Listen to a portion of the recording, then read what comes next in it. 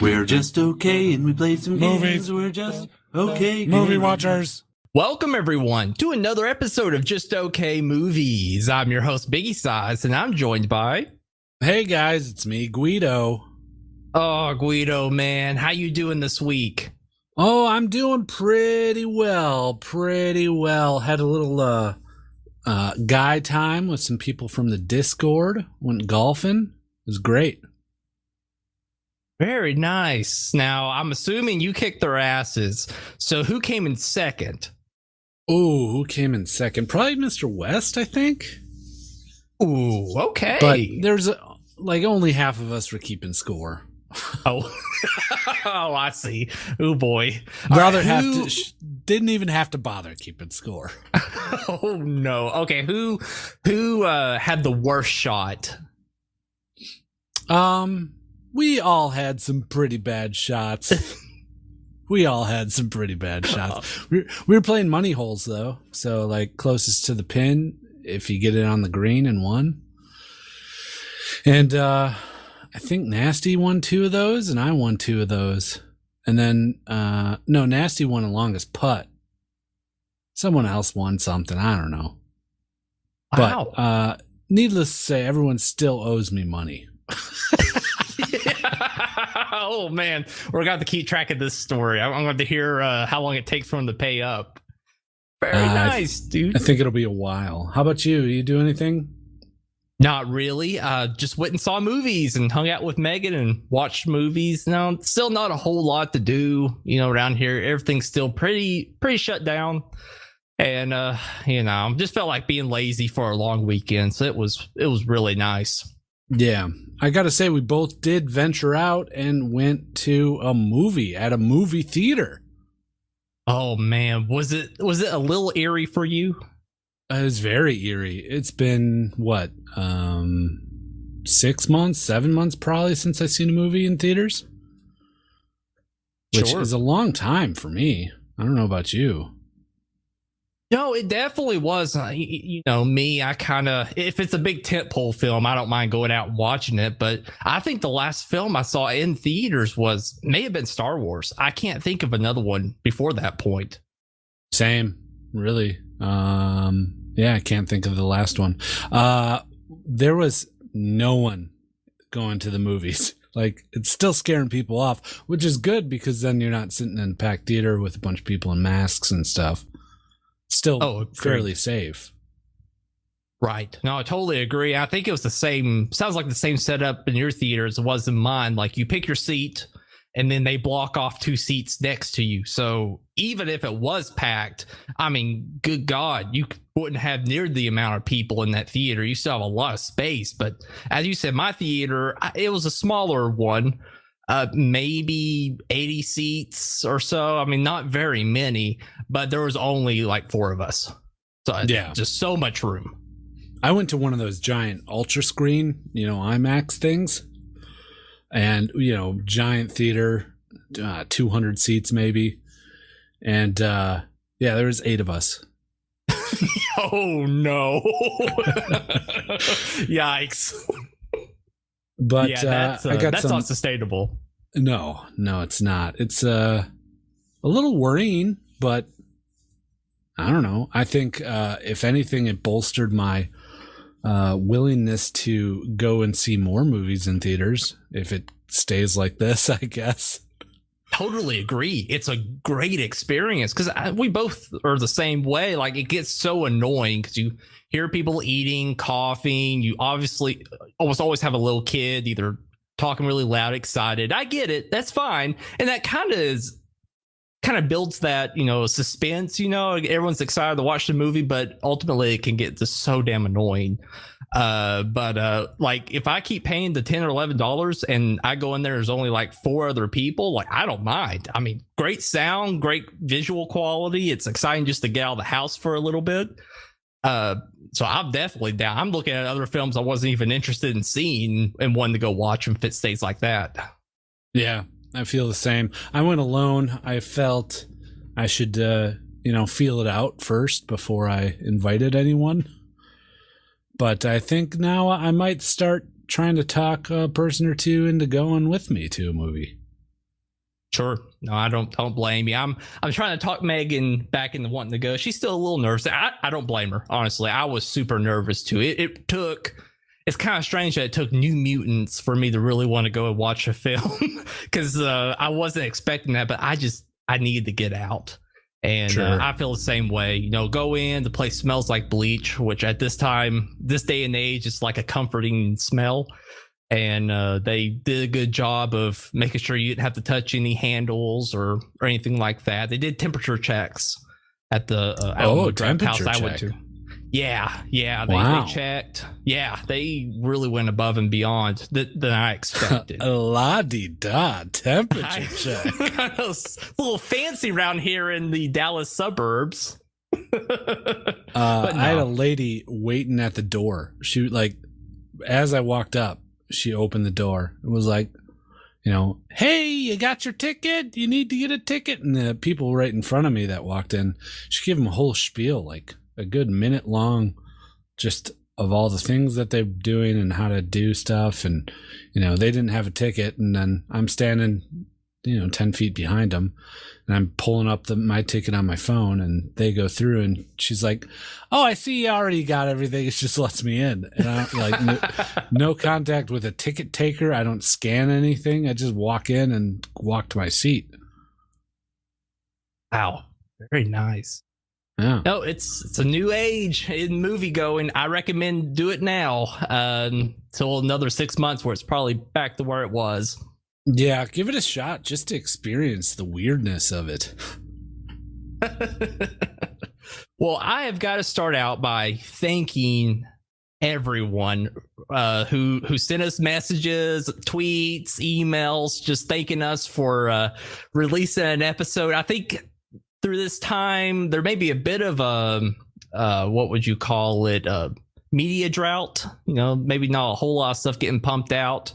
And I'm happy to see that people were really enjoying that episode. Numbers on it honestly were double what I expected from listens. I was very shocked, but also just very, it was very warming of my heart. Maybe I was so excited, and I'm happy you all were enjoying it. So thank you guys so much for all the kind words. Man, they're just starving for some Just Okay content. I know, man, busting at the seams. I think we're going to have a pretty good episode today. One other thing I wanted to mention, movie activity in the Just Okay Gamers Discord is just insane right now. It seems like almost every day someone's streaming a movie. So, if you're listening, you're not a part of the Discord, and you're like, I'm not really much of a gamer.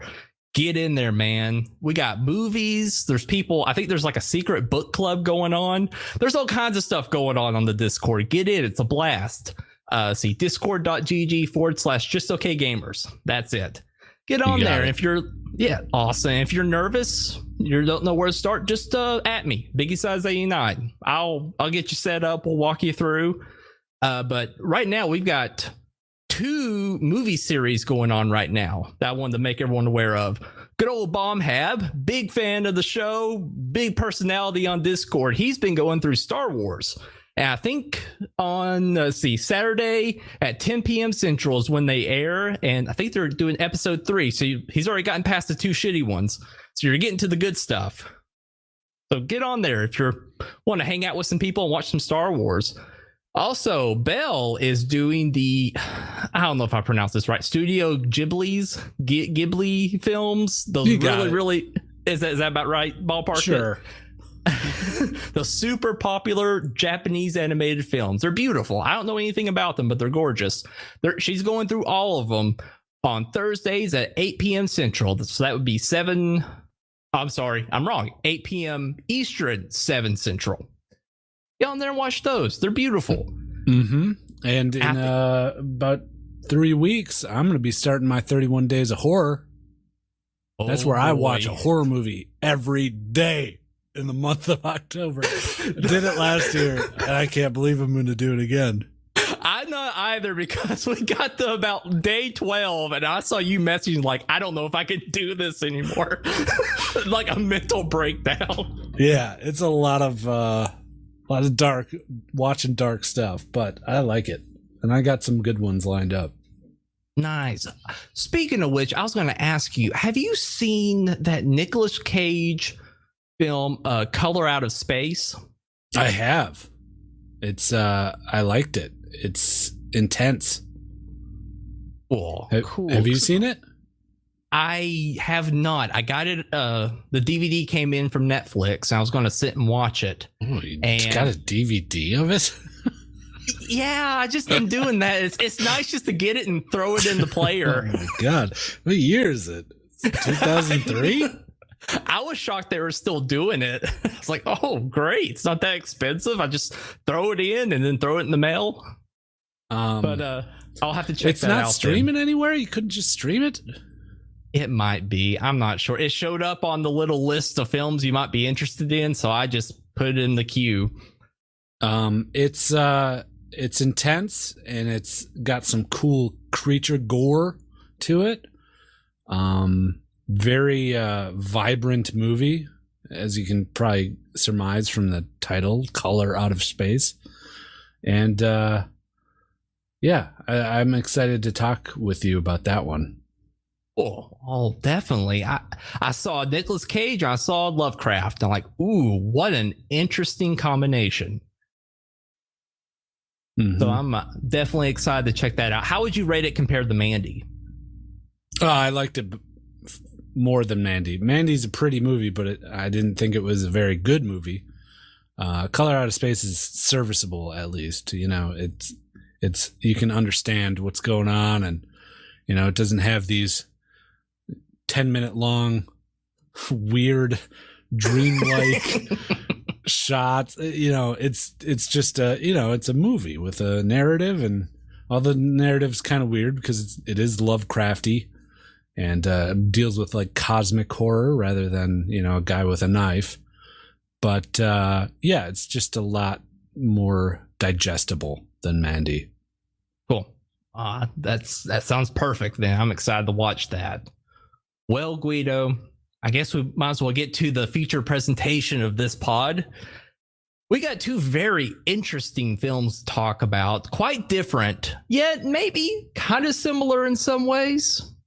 Possibly. I don't know about that. Maybe along the lines of what's happening. They're similar. We watched two films over the past couple of days. One of them is Christopher Nolan's Tenet, probably the biggest film right now, maybe the biggest release this year, other than Dune coming out here in a couple of months. Although I have a strong feeling it's going to get delayed. I don't know. Maybe they may look at box office numbers right now and decide maybe we should push it, but who knows? The next one is a Netflix film called I'm Thinking of Ending Things. And oh my, I can't wait to talk about that one. Guido, which one do you feel like tackling first? Boy, I'd say we get Tenet out of the way. Sure. Totally agree. And although it is, you know, popular, I use that with air quotations, I feel like we're the select few who've actually, you know, went out and saw it.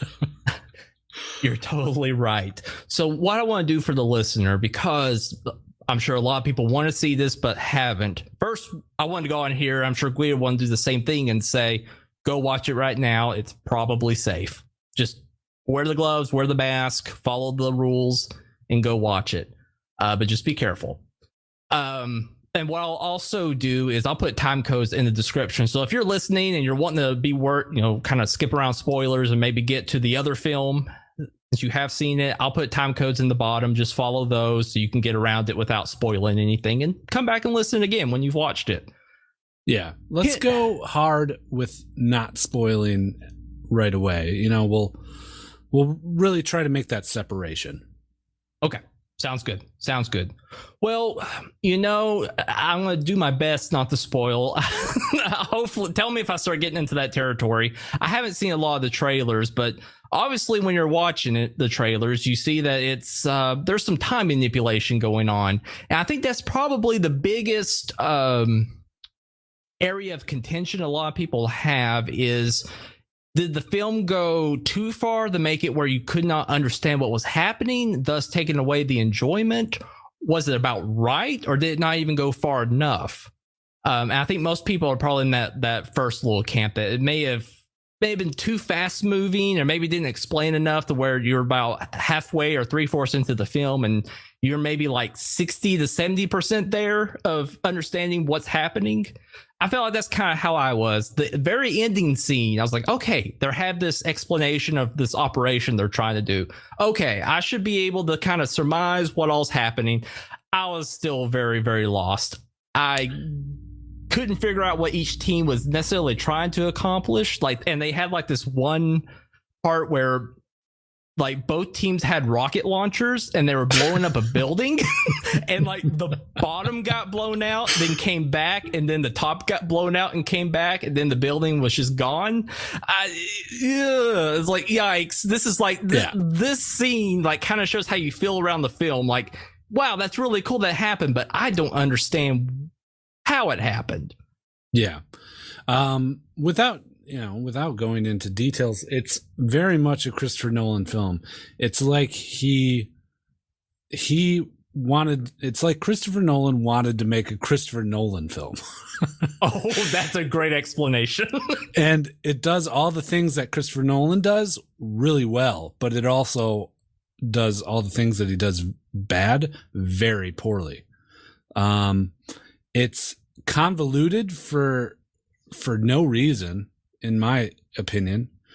Like the story takes so many jumps and there's so many chains to get to where it needs to be that you could just, unlink those chains and pull it together and you're still where it should be.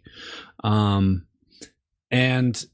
that being said, there's so much cool stuff in it. There's a lot of cool stuff that happens in it. And the practical effects are really cool. Lots of explosions. You can't tell if there's any CGI anywhere in it, and it's just a really cool movie to watch, but it's not very great for your brain. Right. And you really don't get a lot of great explanations on how, well, that's the problem. I keep battling myself because you kind of do get some good moments around the beginning part. The guy, I'm just gonna, what was his name? What's that agent's name? I'm about to just call him Tenet. I don't know. Denzel's son. Denzel's son.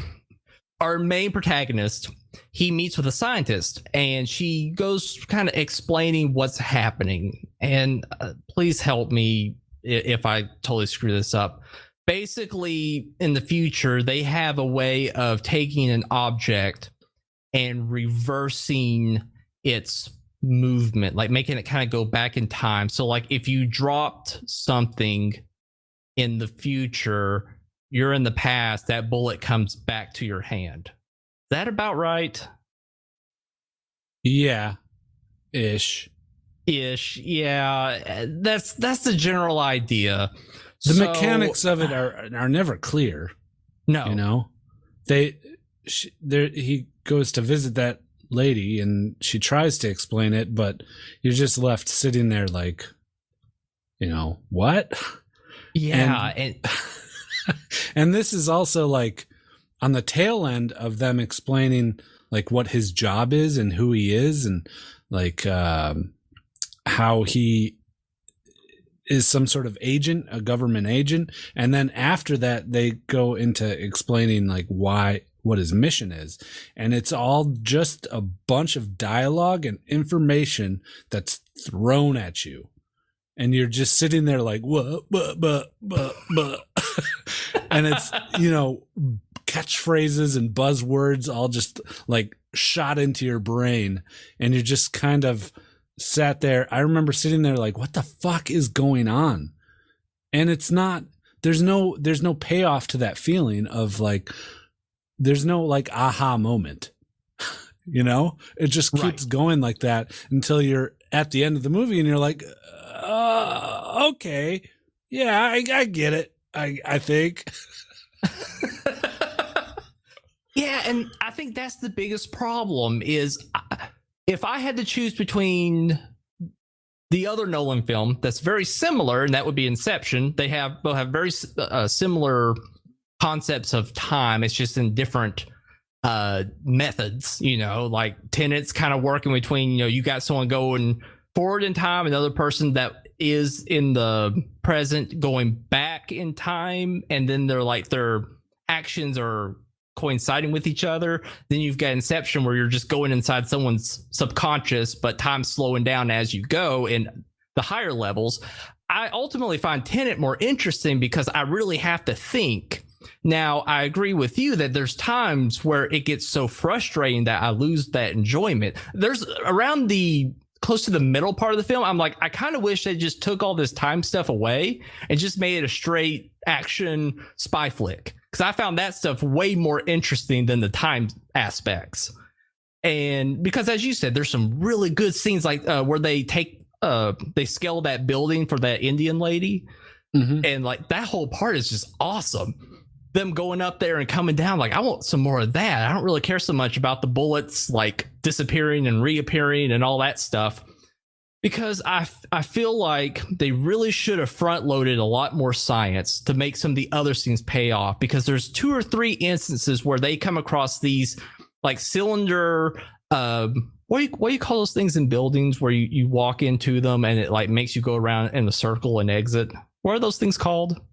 Oh God, man, everyone's yelling at us right now. Megan, do you know what those are called? Revolving door? Revolving door. Thank you. Oh boy, I feel like an idiot. This movie's got me fried.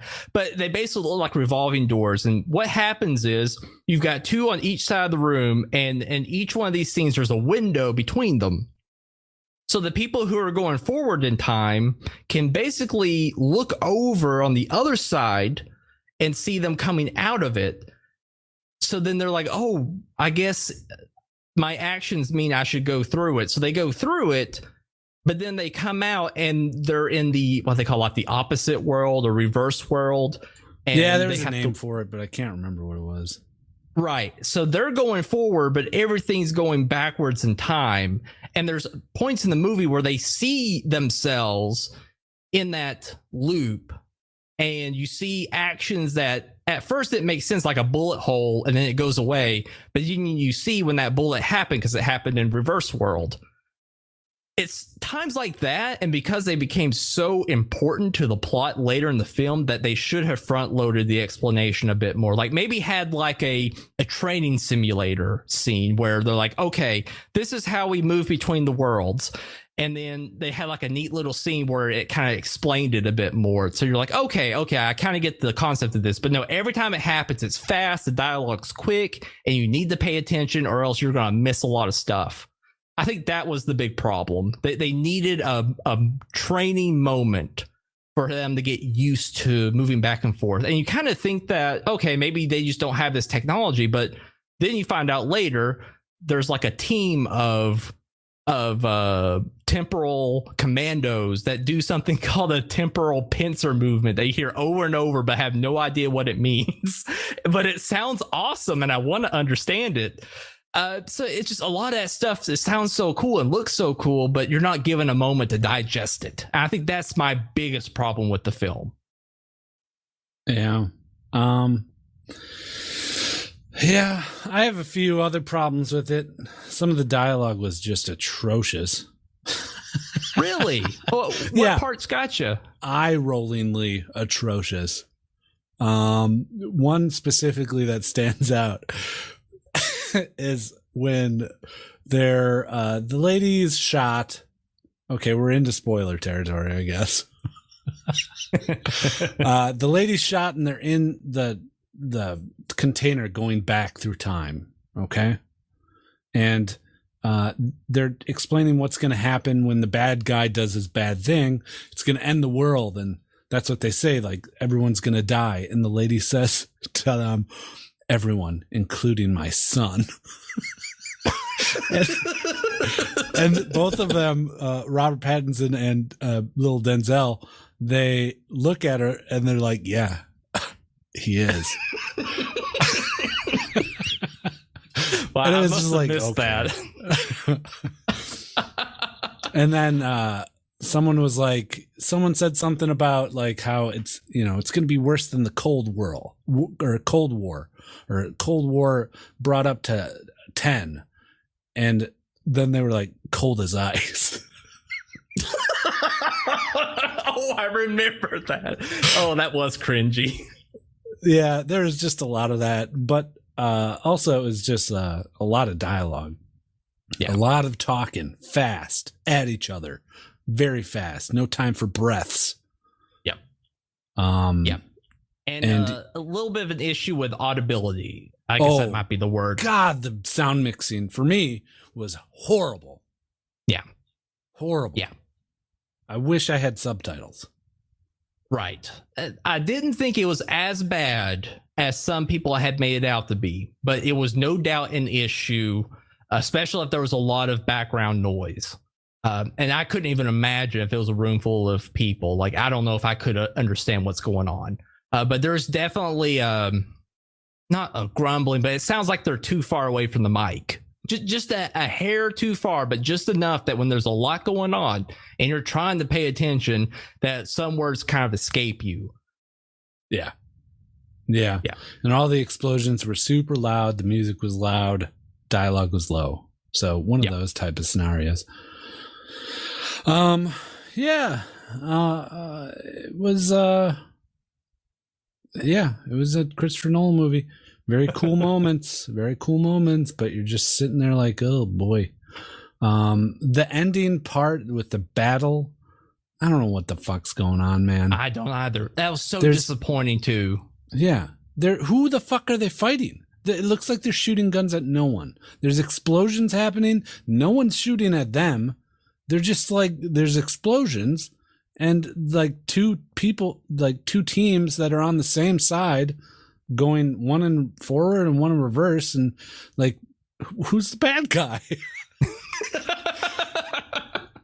And it almost seemed like overkill because I kind of thought that, okay, maybe the enemy's also using this temporal method of fight each other, so they're both like trying to outpincer each other. But it did look like the regular enemy were in the current time, and then you had the ones that were actually going forward, and then the other ones going backwards. But they almost seemed like they were shooting at each other, or more of a hazard to each other than to the enemy. I think that might be the point you're trying to make, because you see them like blow up in a building, and then they like come back together. And you're like, okay, well, what did that accomplish? And then like there's other times where like their own vehicles, like the good guys' vehicles, are almost about to run over their own people. It's like, well, this sounds like a mess. Like, what is happening? Because they had like a huge number of troops, so just like overwhelm them. The only point that it actually helped was it still didn't make a lot of sense.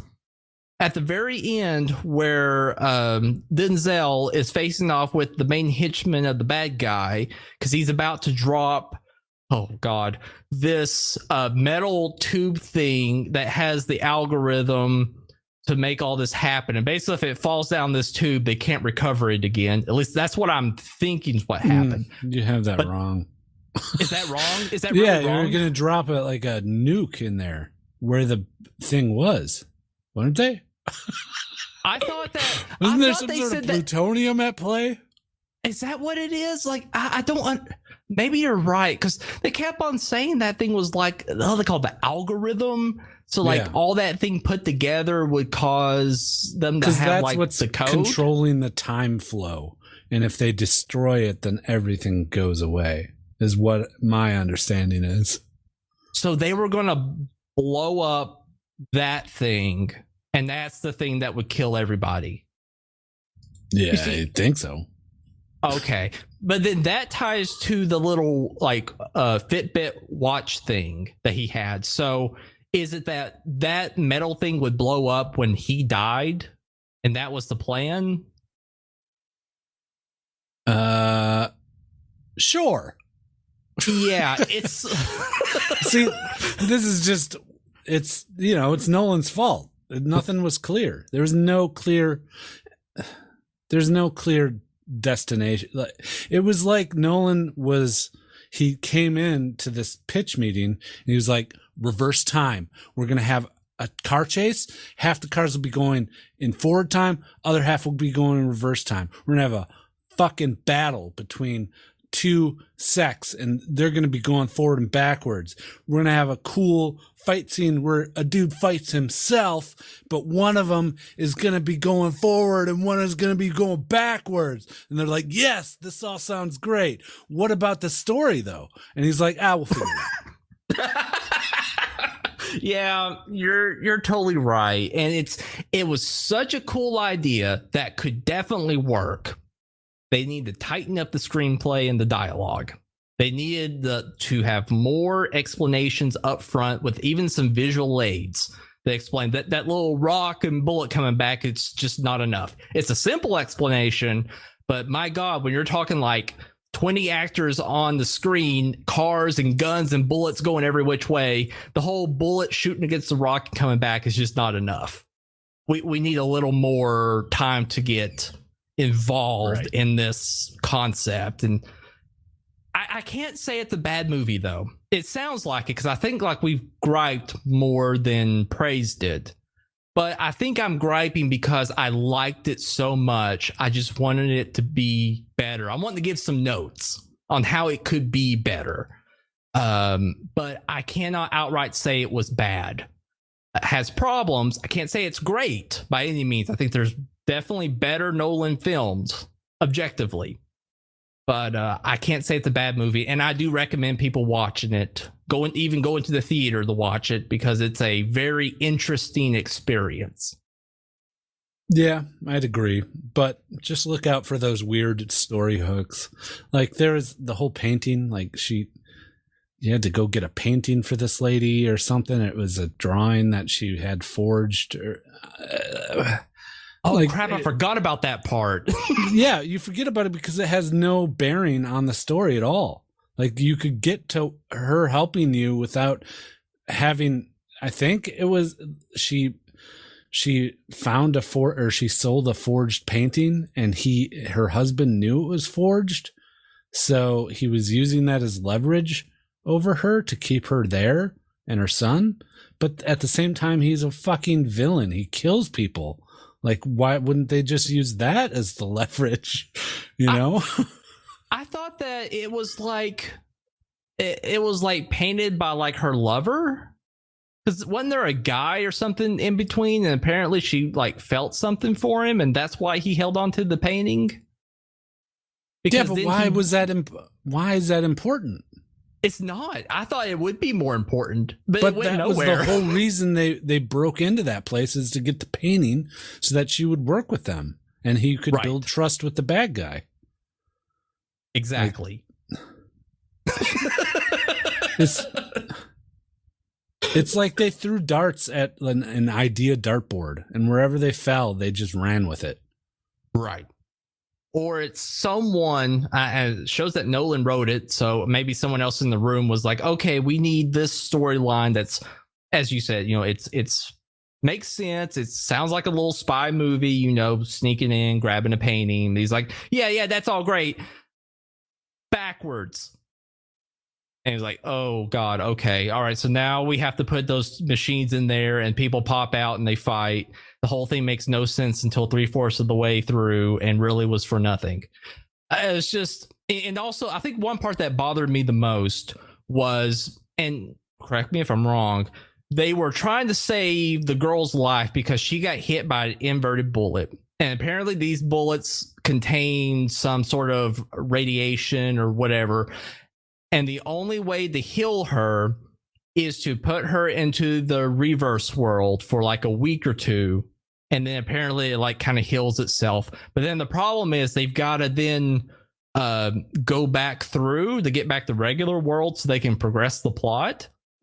So, we've got Robert Pattinson. I think at this point they've already met the temporal agent guys. And they're like, okay, we're going to do this plan. Well, the only place we know of that has these little revolving door things was back at the airport. So we're going to go back so far to where we did the heist.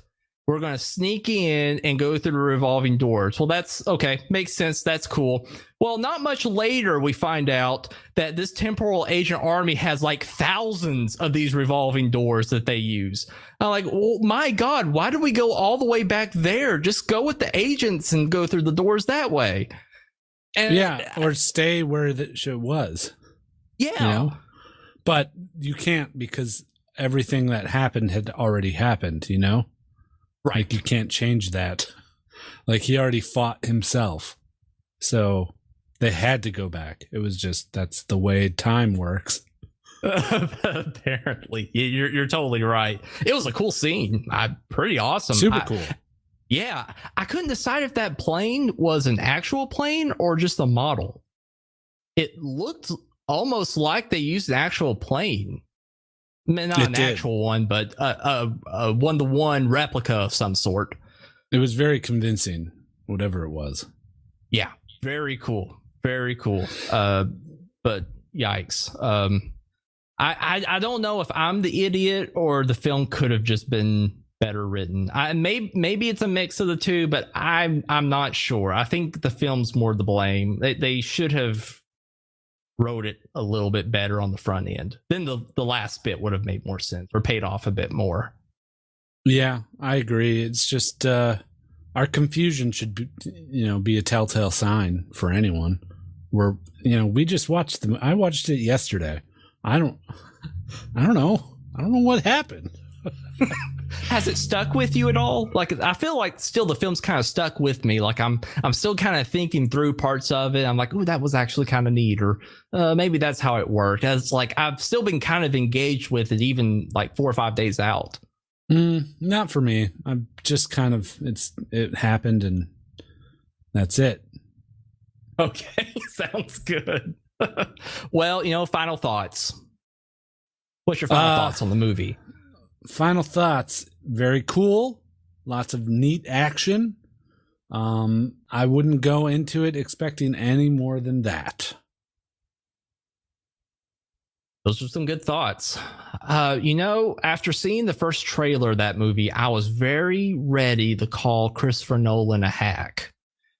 Because the film, at least in the trailers, the two I saw, the main TV one, and the extended one with the orchestra scene, which was very cool. I felt like he was blowing his load pretty hard and it was not going to have a lot of substance. I was wrong. I was definitely wrong in that assumption. I think the issue wasn't he was blowing his load. He just maybe needs a little more guidance from a writing department to get these scripts cleaned up a little bit. Definitely a downgrade in overall quality in the script department compared to his previous films. And that alone is disappointing. Acting and everything was great. The action scenes, even with the going back and forth in time, were shot really, really well and were quite exciting and engaging. But I think he needs a little more control around the writing. And I think he and his films would be better off for it. Sure. Yeah. Well, speaking of another film that has stuck with us, I'm going to go ahead and speak for Gweedo. I believe he's probably still thinking of this film. I know I definitely am. Megan and I both are. I'm thinking of Ending Things by old Charlie Kaufman. Kaufman. What a director.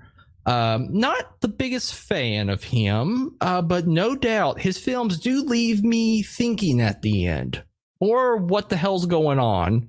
Yeah. But I think that's a good, that's not a bad aspect. And I have, Megan and I watched this movie. I fell asleep around the third or fourth car ride. Those are long car rides. They were, and I woke up and they were still in the car. I'm like, oh my Lord. I think it was after they went to the ice cream place. I think there was a car ride segment after that. And I woke up and kind of the same stuff was happening. I'm like, okay, I guess I didn't miss too much. And that very, very end scene really woke me up. But This film is very fascinating. I still don't want to say it's bad. I think in the first 30 minutes, I would have called the film bad. It's Really? definitely I would have. I did not like the first 30 minutes. The first car ride really, really chapped my ass. I think the dialogue came off as way too pretentious. I loved the scene of them driving through the snow. That was gorgeous. I love the small, intimate setting. Absolutely love that. But by the time she got to talking about her stupid poem, I was really starting to disengage. Like we've spent so much time talking about kind of nothing for a while and getting some internal dialogue from I guess we would call her our protagonist. Although I guess that's questionable by the end. Talking about her feelings on things, her wanting to end things with her boyfriend. They're going to see his parents. And I was like, okay, this is going on a little too long. I get what's happening. But it's once you get to the house is where things start getting very fascinating. And really, in retrospective, throughout the whole film, I look back to that beginning scene and say, okay, I see why they did it. I see with the dialogue, things that were happening, little cues that were going on there. I see why it was that long and why they talked about all that stuff. But still, kind of like what I talked about with Hollywood. Once Upon a Time in Hollywood, I still feel like you've got to kind of get people hooked in a little bit more. And I felt like it really fell at that beginning. Because if it wasn't for Megan and myself just powering through, I would have already shut the movie off. Yeah, I'm kind of the opposite. I enjoyed the conversation at the beginning. I was hooked. It was I liked it. I liked the exchange. I like the weirdness to it, and it was just giving you just enough weirdness to be like, what the fuck is going on here? And yeah, I enjoyed the first little car ride that they had, and I think my enjoyment went up even more when they got to the house and met the parents and whatnot. I feel like we should give them just an idea of what the movie is, Yeah. before diving into specifics like this. But without, you can't do it. You can't explain what this movie is without really giving your take on what you believe it is, because it ends up being pretty much symbolism. The movie, it's all symbolic. It's all just metaphors for things. Am I wrong in saying that? No, not at all. Absolutely not. After we watched it, Megan went online and started looking up people's takes on the film, and she found a couple or one in particular, I think fit the best. But even that one, we've been talking about the past couple of days. I'm like, I don't think it 100% fits, though. It fits part of it, but I think you could definitely take this film in multiple ways, which is great. Wonderful. I love that about a film. It's based on a book, and it's adapted from a book. And if anything, this interpretation of that book is like Nolan's Tenet. It's Charlie Kaufman saying, I'm going to make a Charlie Kaufman movie.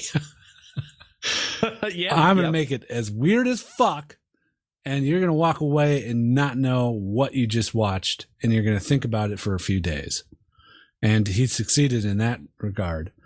But man, there were just points of it where it just droned and droned and droned. And there's a point that everyone's mind gets to where you just can't take how weird it is. You're like, you don't fucking care anymore how weird it is. You just want some sort of grasp on what's going on. And I'm pretty sure that's intentional, but I don't know if that's a good thing. Right. Totally agree. And when Megan and I were chatting about it at the pool yesterday, I was like, this has been done before. None of this is new. you look at Stanley Kubrick's library, he's had tons of films that are very strange and are very up for interpretation. But I'd say the one difference is he's able to get you hooked into the movie and have a rapport with the main character, have an interest in him achieving his goals. I look at 2001 as a great example. Beautiful cinematic film that holds up even today. Is shocking. And you're following this character and you're kind of following. Do you disagree? No, I mean, no, I wasn't laughing. I'm reverse of you. Like, really? It did get my hooks. And it just got to the point where there was too much batshit stuff going on that I didn't care anymore. I felt insulted I felt insulted as a watcher of the movie that he just kept throwing this stuff at me. Gotcha. Without clearing anything up. And once you get to the point where, I got to a point where I understood that the lady, Lucy, who also had a few names in the movie, wasn't real, that she was a figment of his imagination. That's where I just lost it. I stopped caring altogether. Right. Yeah, I agree with that as well. And that's just my biggest problem as well, is I feel like with all the symbolism, with all the time and, you spend to get to know these characters as best as you can, the ending is just so kind of disappointing, or you just leave thinking like, well, what did I just accomplish? I'm not sure if I accomplished anything. And that's why I point to like 2001, is you're following this character till he gets to the obelisk on, I forget, it's on the moon or Mars or somewhere, and then it gets weird. Then the whole ending of that film is up for interpretation, but at least you had the beginning part to feel like you followed this journey for this character to accomplish his goal. I don't get that feeling from this movie, from ending things, because I'm not really sure there was a goal to accomplish. I'm not sure if I sat and watched anything that was supposed to accomplish anything at all. Other than as you said, the director trying to make me feel uncomfortable or just make me feel like I don't know what's happening. And I don't know if that's a good enough reason to make the film. What if that is the reason that he was out for? Like, he wanted you to feel like how the main character Jake felt, of how like this is all useless, this is all pointless, and it's done. Me as the audience, I'm trying to craft some sort of narrative of this movie, like he's trying to craft a narrative of his life that doesn't exist. That's not there. But I don't know. Do you design that, or is that just done because you made the film poorly? I don't know, because you start walking that line that if your film didn't make, if you were trying to achieve something to where I watch your film and I'm like, okay, I've gotten nothing from this but confusion on what you're trying to accomplish. I don't know where does that line go from brilliance to poor film? Yeah. I'm sure he made it with the intention of people walking away with it with something, with not feeling like, they just wasted time. Sure. But there are a lot of similarities in the feeling I felt when it was over, and the feeling that the motherfucker Jake felt at the end of the movie. Oh, yeah. I can agree with you want there. to kill myself. I agree. I guess stepping outside of the story, I'll have to say visually, the film's gorgeous. It's simple. It's, I kind of feel like it has that Shining kind of feel where you have all this like snow and weather playing almost its own character. That it's getting worse. You're feeling more claustrophobic, and you're stuck with a character or characters that you don't feel comfortable with. I like that. That's perfect design, you know, because you go from being in a car, not snowing too much, but people are slightly worried about what it could turn into. And you're learning about these characters. And you go to a house where what the main character, definitely doesn't feel comfortable, or kind of jumps between comforts in the dialogue, which I found so freaking cool. But still, the weather's getting worse, and the characters' situations inside parts of the house are also getting arguably progressively worse. And then leaving the house where it's just a torrential downpour of snow, and our characters are going through some sort of metamorphosis, is just makes you even more uncomfortable. It feels like you're in an uncomfortable car ride with two people, and you go between levels of discomfort. The whole film is just delightfully uncomfortable when it comes to the scenery and locations. And I love that part of the movie. I found that to be just very, very delightful.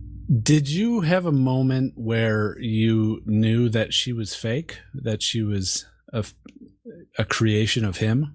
When was that moment? Well, to tell you the truth, I kind of kept grasping that I kind of jump between different areas. I don't know if I ever truly grasped the part that she was a figment.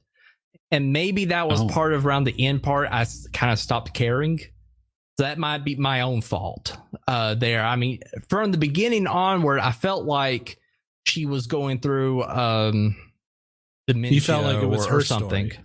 Yes, very much so. I very much felt like it was her story. That was intentional. Right. And it makes sense. For me, it was when she was reading the poem that she said in the car. She was reading it while she was sitting in his room. And also when she saw the picture of herself, there's a lot of clues. And I figured pretty much very early that the janitor was Jake. And that when he was watching that movie, that Robert Zemeckis movie, which I laughed out loud at, when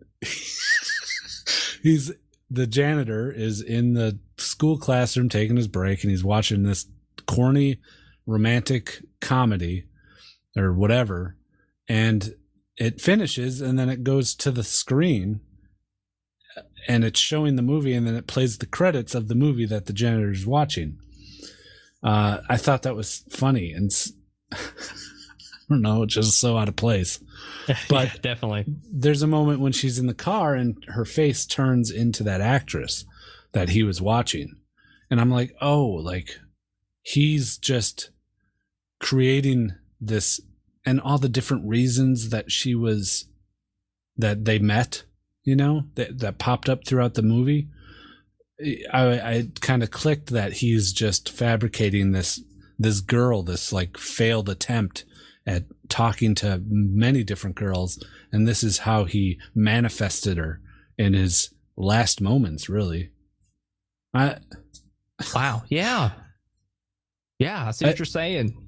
It's just you can pull so much away from it. And that being said, like, it sounds like I got something from this movie, but I didn't. You know, it's just really beyond the endless dialogue that made no sense. That's like half philosophical and half like almost talking down to you as the audience. There's a few like gotcha moments that hit home, but it's just it's not satisfying at all. Yeah, boy, you're right. I struggle because I don't want to hate this movie, and I don't think I hate it. I think, how would you fix it? See, that's the thing. Can it be fixed? I don't know if it can.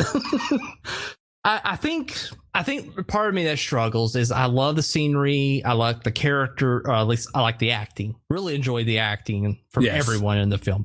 Fantastic, top notch, aces. I love the imagery. I love the sets.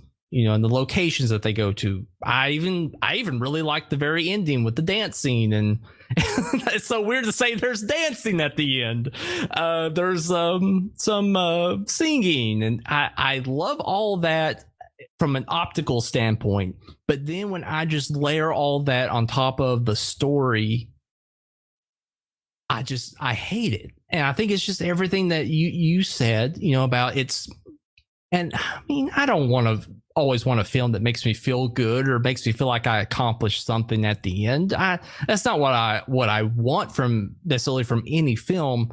And I feel like, if he was trying to make a film that, really everyone's going to talk about in a subjective viewpoint, he won. I mean, he won the lottery there, because it's hard to not talk about it in any kind of objective viewpoint, because there's so many ways you can take it all.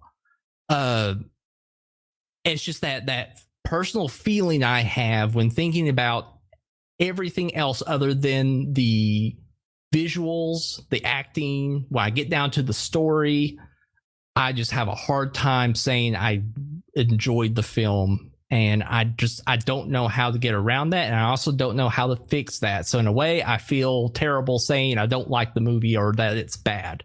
I just can't say that. It's not a bad movie. I think he was very skilled in writing I feel like a very, very fine line. Just if I was going to say unfiltered, coming straight from my mouth, not trying to sugarcoat it or anything, I just think it's ultimately just not a movie for me. I didn't get nothing out of it, and what I did get out of it story wise was this kind of gross and didn't feel like it helped apply to my life in any way. And I don't know, I even feel gross saying that. I don't know what I'm saying. This film just brings up emotions, and maybe that's what it's supposed to do, and if so, congratulations. Good job. I feel weird. I think it is. I think it's a divisive movie, and the people that like it are going to really, really like it.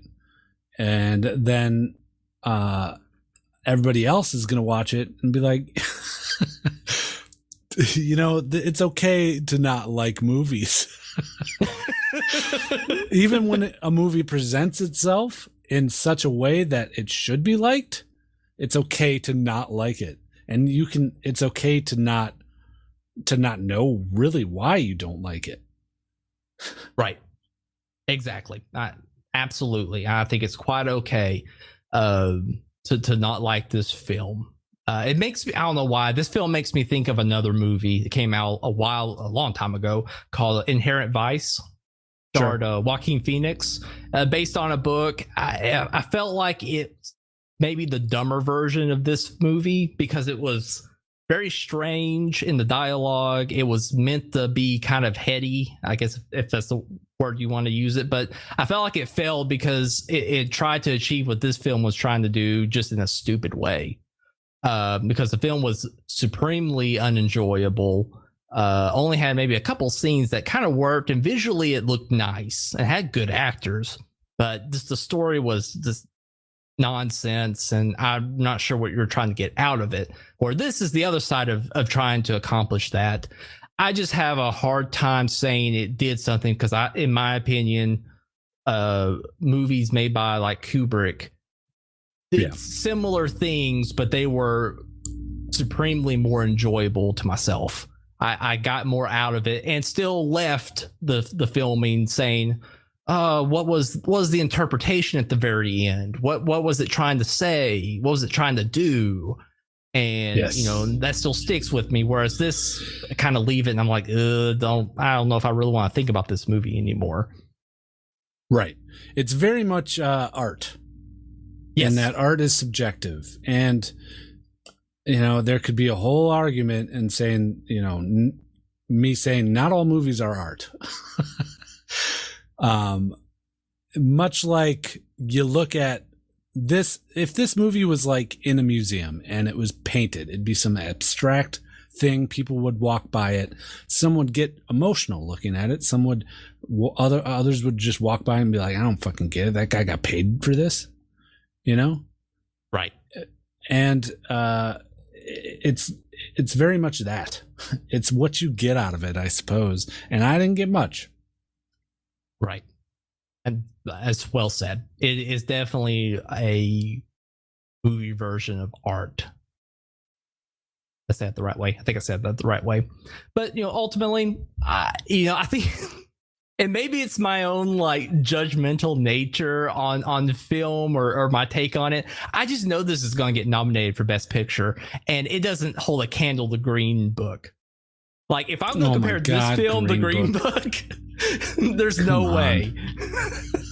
But it's going to get, it wouldn't surprise me if it got Best Picture. You think Green Book's better just because you can sit in your chair with your mouth agape, half a drool coming out of it, and you can clap your hands like a seal and be like, yeah, black people equal.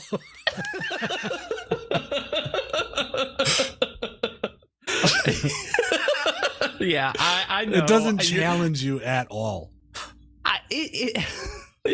You're totally right.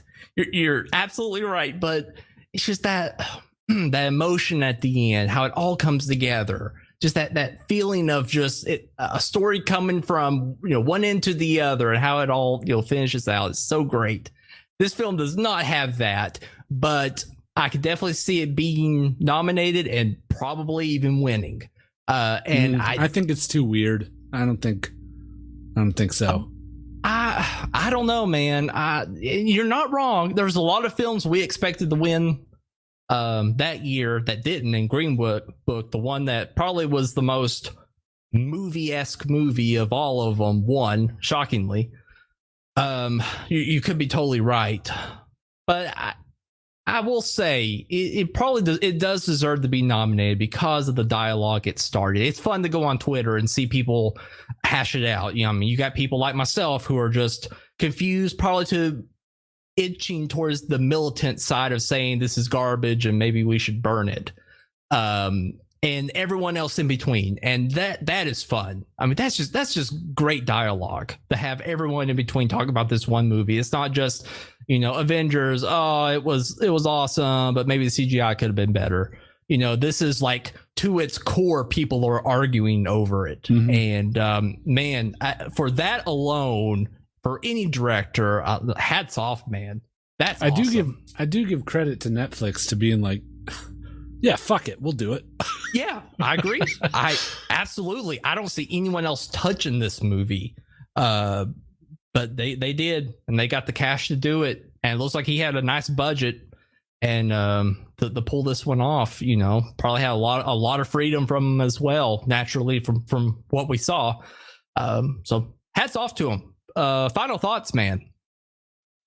Final thoughts. Don't let the trailer fool you. It's kind of booked as this weird, creepy horror movie, a little bit from the trailer. That's kind of what got my interest. I was like, oh, I'm ready for like a cerebral horror movie. But it's not that.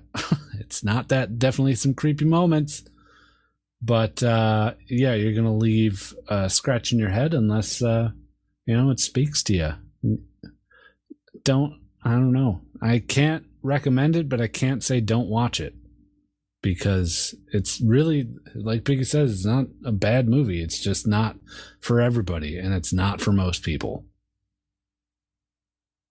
Do you like driving? Do you like snow? Do you like poems? Do you like awkward exchanges with the family and some fighting in the other room? Do you like animated pigs?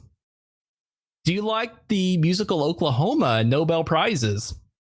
Well, if you like all those things, then you'll probably enjoy I'm Thinking of Ending Things.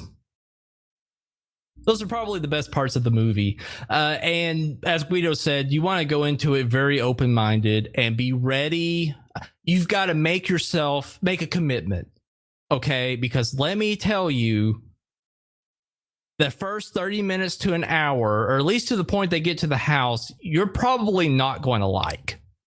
There may be parts of it you enjoy, but it's a long haul to get to that home.